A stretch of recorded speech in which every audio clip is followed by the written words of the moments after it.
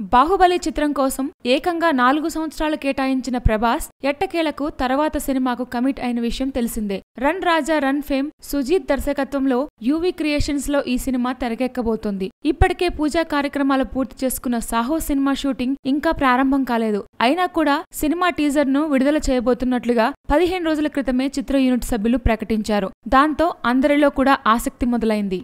బాహుబలి 2 ప్రదర్శింపబడే అన్ని థియేటర్లలో కూడా సాహో టీజర్ ను ప్రదర్శింపనున్నారు. ఇక ఈ టీజర్ లో ప్రభాస్ లుక్ ఎలా ఉండబోతుంది అనేది ఒక క్లారిటీ ఇచ్చారు. అత్యాధునిక టెక్నాలజీతో పాటు హాలీవుడ్ సినిమాల రేంజ్ లో యాక్షన్ సీన్స్ ఉంటాయని టీజర్ ను చూస్తుంటే అర్థమవుతుంది.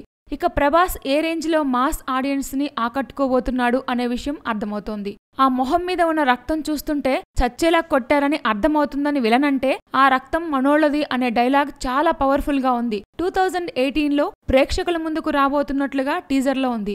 మరికొన్ని రోజుల్లో రెగ్యులర్ షూటింగ్ ప్రారంభం కాబోతున్న ఈ సినిమా తెలుగుతో పాటు తమిళ్, హిందీ, మలయాళంలో కూడా తెరకెక్కబోతుంది.